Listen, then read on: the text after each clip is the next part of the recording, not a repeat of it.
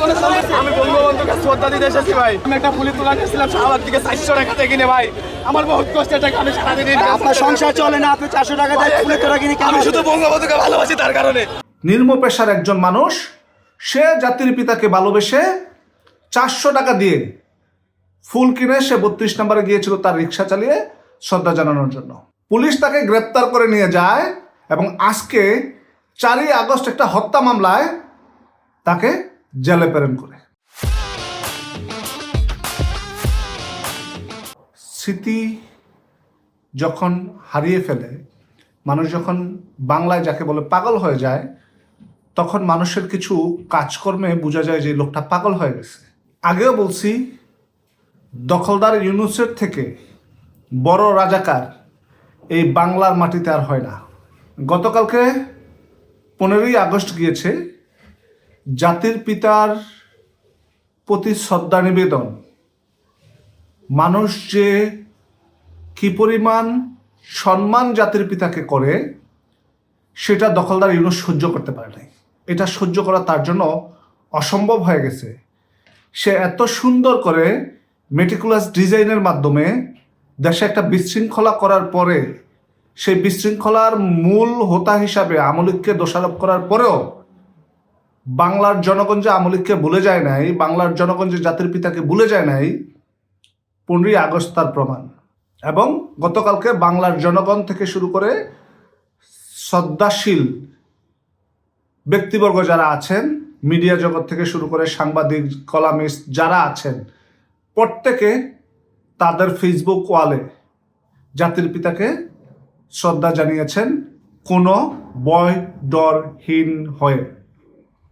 এটা জাতির পিতাকে শ্রদ্ধার পাশাপাশি তারা যে আওয়ামী লীগকে ভুলে যায় নাই, সেটা একটা মেসেজ এই সরকার পেয়ে গেছে। এখন পেয়ে যাওয়ার কারণে সরকারের মাথা নষ্ট হয়ে গেছে।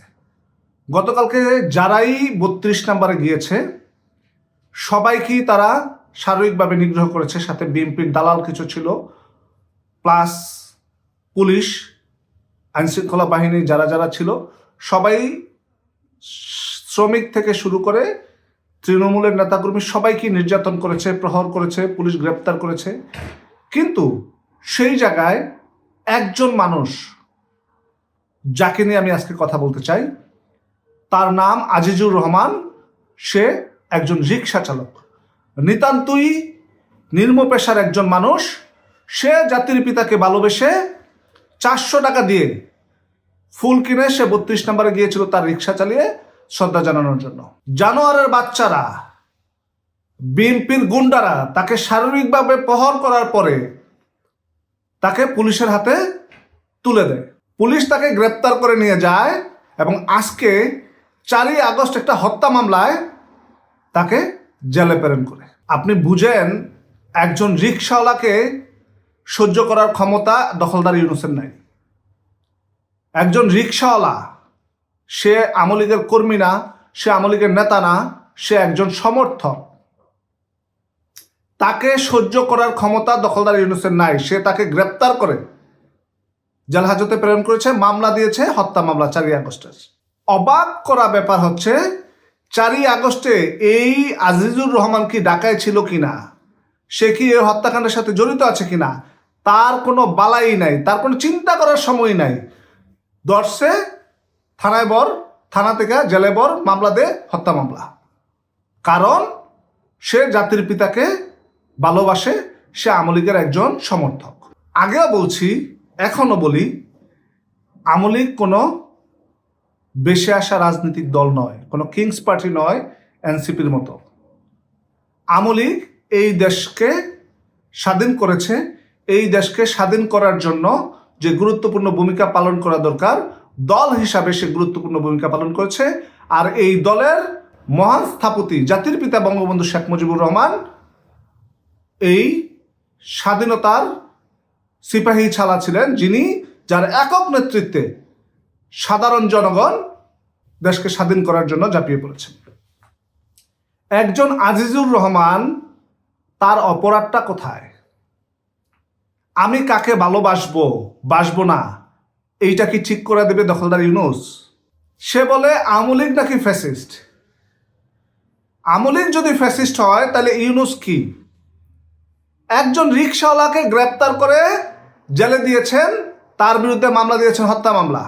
আমলিকের নেতাকর্মীদের নামে যে হত্যা মামলা দিয়েছে, এতদিন আমরা সেটা বলেছি। এখন সেটা ছাপিয়ে আমলিকের যারা সমর্থক আছে তাদের নামেও মামলা দিচ্ছে, যারা আমলিকের সাপোর্টার, যারা আমলিকে ভোট দেয়। আমি আমার একটা ভিডিওতে বলেছিলাম দখলদার ইউনূসের চক্রান্ত হচ্ছে রুয়ান্ডায় যে গণহত্যা হয়েছিল সেই রকম একটা গণহত্যা বাংলাদেশের মাটিতে ঘটানো।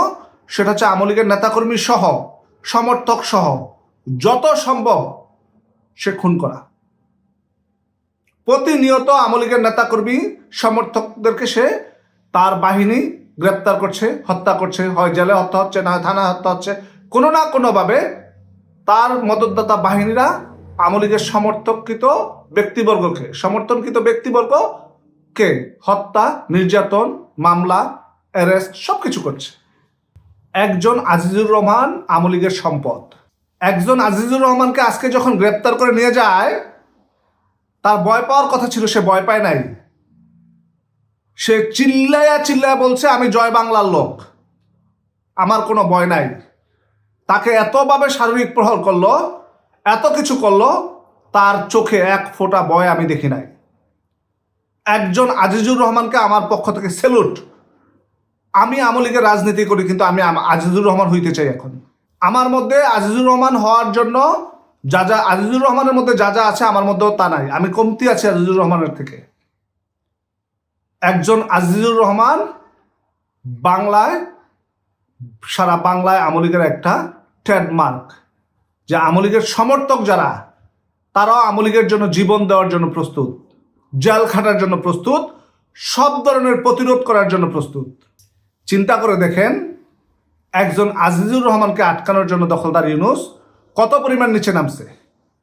আমার হাসি পায়, লজ্জা লাগে যে বান্দির পোলারা তারা শান্তিতে নোবেল দিয়েছে, এই তার শান্তির নমুনা। যেই জানোয়ারের বাচ্চারা তাকে শান্তিতে নোবেল দিয়েছে, এই শান্তিতে নমুনা। গতকালকে রাজশাহীতে এক পরিবারে 4 জন মারা গেছে, ঋণে জর্জরিত, কিস্তির টাকা না দিতে পারার কারণে না খেয়ে 4 জন মারা গেছে। এটা বর্তমান বাংলাদেশের চিত্র। একজন আজিজুর রহমানকে আমলিকের সমর্থক হওয়ার কারণে, বঙ্গবন্ধুকে ভালোবাসার কারণে জেলে যেতে হয়। এটা বর্তমান বাংলাদেশের চিত্র। এটা শান্তিতে নোবেল পাওয়া দখলদার ইউনূসের সরকারের চিত্র। এটা হচ্ছে জালিম ইউনূস সরকারের বর্তমান প্রেক্ষাপটে তার রূপরেখা দাঁড়িয়েছে, তার চেহারা দাঁড়িয়েছে। যে করে হোক সে আমলিককে মরণ কামড় দেওয়ার চেষ্টা করছে। আমলিককে দমিয়ে রাখা যাবে না। সাধারণ জনগণ জেগে উঠেছে। যেখানে আমার ভাই আজিজুর রহমান, তার কোনো মরার চিন্তা ছিল না, সে 32 নম্বরে বুক চিতিয়ে চলে গেছে। কত আজিজুর রহমানকে তুই ঠেকাবি? তোর আইনশৃঙ্খলা বাহিনী কত আজিজুর রহমানকে ঠেকাবে? বাংলাদেশের জেল পূর্ণ হয়ে যাবে, আজিজুর রহমান শেষ হবে না। তোর জেলের ধারণ ক্ষমতা শেষ হয়ে যাবে, কিন্তু আজিজুর রহমানরা শেষ হবে না। এই বাংলার মাটিতে জাতির পিতা বঙ্গবন্ধু শেখ মুজিবুর রহমানের নাম মুছে ফেলার সাধ্য সৃষ্টিকর্তা ছাড়া, স্বয়ং সৃষ্টিকর্তা ছাড়া কারণেই। যারা মনে করছে যে আজিজুর রহমান একজন রিকশাওয়ালা, আজকে সাধারণ নিম্ন শ্রেণীর মানুষ যারা, তারা বুঝে গেছেন যে এই দখলদার ইউনূস আমলিক নয়, শুধু খেটে খাওয়া মানুষদের জন্য একটা ভয়ঙ্কর ব্যক্তি। তার নির্যাতনে একজন রিকশাওয়ালা পর্যন্ত বাদ যায়নি।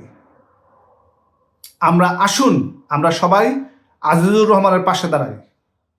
আর আমলিগের তৃণমূলের নেতাকর্মী যারা আছেন, যারা তৃণমূলের নেতাকর্মী আছেন, তারা প্রত্যেকে আজিজুর রহমান হওয়ার শপথ করুন। আসুন আমরা আজিজুর রহমান হই। আজকে আজিজুর রহমান হইতে পারা আমাদের জন্য গর্বের ব্যাপার হয়ে দাঁড়াবে ইনশাআল্লাহ। এই আজিজুর রহমানরাই বাংলাদেশে আবার আমলিককে ফিরিয়ে আনবে ইনশাআল্লাহ। আজকের মতো এই পর্যন্তই। জয় বাংলা, জয় বঙ্গবন্ধু, বাংলাদেশ চিরজীবী হোক।